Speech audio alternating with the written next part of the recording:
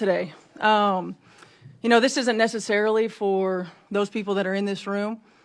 This is more for an online community. It was supposed to be just another pregame press conference.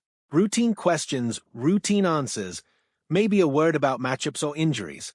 Instead, what happened inside that Indianapolis media room on a Tuesday afternoon would become the moment the entire WNBA season seemed to hinge on. Stephanie White walked in and sat down. And for 2.5 minutes, she didn't answer questions. She didn't take a single one. She simply let go of everything she'd been holding back. Her voice started calm. It did not stay that way. The hate, the fear-mongering, the divisiveness that's trying to hijack our league will not win, she said, her voice rising with every word, her hand pounding the table in front of her. It won't win. We are united. We are connected. We will not be divided. And then, almost like a preacher reaching the peak of a sermon, she said the words that would end up on every highlight reel, every clip, every headline by morning. Everybody else can go to hell. Then she stood up, and she walked out. No questions, no follow-up, just silence where press conference used to be. To understand why Stephanie White detonated in front of live cameras, you have to go back 4 days. Back to a breakaway layup that should have been nothing more than 2 points on a Saturday afternoon. Sophie Cunningham was sprinting toward the rim. Dijonai Carrington was chasing her down. And what happened next wasn't a foul. It was a collision that sent Cunningham crashing to the floor, struck across the head and neck. Cunningham got up. She charged. Teammates had to hold her back. The officials reviewed it, upgraded the call to a flagrant 2, and ejected Carrington on the spot. That should have been the end of it. It wasn't even close. Carrington posted 2 words on social media that would light the entire league on fire. White privilege. Aimed, it seemed, directly at her own coach's response. Because in the immediate aftermath, right after the game, Stephanie White had told reporters she thought the officials got the call right and that she didn't believe the contact near the head and neck was intentional. To a fan base already raw, already protective of their guard, that sounded like betrayal. It sounded like a coach choosing the other team's player over her own. The backlash didn't stay online. It reached the office of Indiana's own lieutenant governor, who posted publicly that the Fever needed to let White go. No solid coach, he wrote, would ever take the side of the opposing team's player who committed a flagrant foul on one of your own players. By Tuesday, the pressure had been building for 4 straight days, and Stephanie White walked into that press conference carrying every single ounce of it. But here's what almost nobody was talking about in the noise. White explained that when she first spoke to reporters Saturday, she hadn't even seen the replay yet. She'd gone straight from the bench to the podium. It was only later, watching it again and again, that she saw what everyone else saw. And when she did, her word for it changed completely. Egregious, she called it. Our players' success, our players' health and wellness, our players' safety is always a top priority, she said, her voice climbing again. I ride with them 10 toes down, all the time. And then came the part that made the entire arena hold its breath before tip-off.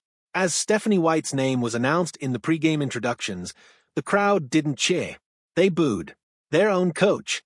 In her own building. Somewhere in that arena, Caitlin Clark heard it. And something in her snapped too, just quieter, and in a different direction. There was no way we were losing this game, Clark would say later, after the final buzzer. That's my head coach. What followed was almost poetic. The Fever came out and played one of the best halves of basketball they'd had all season. 59% shooting from the field. 7 to 9% from three-point range. They dismantled the New York Liberty, one of the best teams in the league, by a final score of 106-92. 7 wins in their last 9 games, all while carrying the weight of a controversy that had nothing to do with basketball at all. But the score wasn't really the story that night. What happened after the final horn was, Caitlin Clark stood at the podium, and you could hear it in her voice. This wasn't performance. This was personal. I hated that our fans booed her before the game, she said. That made me a little sick, to be honest. She talked about texting White earlier that day, about reminding her, coach to coach, human to human, that it's okay to feel things even when the whole world is watching.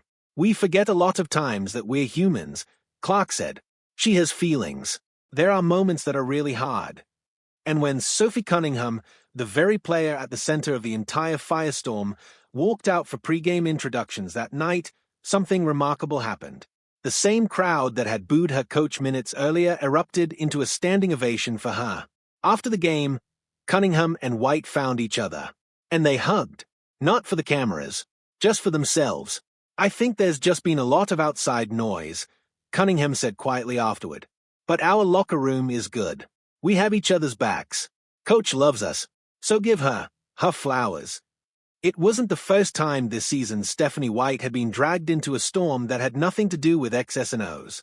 Earlier this year, after another hard foul, this one on Caitlin Clark herself, the controversy grew so large it reached the floor of the United States House of Representatives, with lawmakers sending a letter directly to the WNBA commissioner.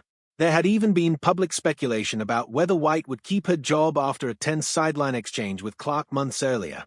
Through all of it, White has kept coaching, kept fighting, kept absorbing hit after hit that had nothing to do with basketball, while somehow still guiding her team to one of the best stretches of their season. Because underneath the outburst, underneath the raised voice and the pounding fist and the 6 words that ended with "go to hell," there was something simpler. A coach, exhausted by having to defend her own character instead of talking about her team's basketball. "It's a shame we can't have an opportunity to talk about what great basketball they are playing," White said, near the end of it all. "I will always lead with love. I will always lead with grace. I will always lead with humility. It doesn't mean I'll always get it right," she added. "I'm human." And maybe that's the real story here.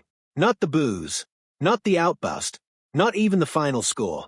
But one coach, standing in the middle of a storm she didn't create, refusing to stop leading, and one superstar guard, standing right beside her, refusing to let her stand there alone.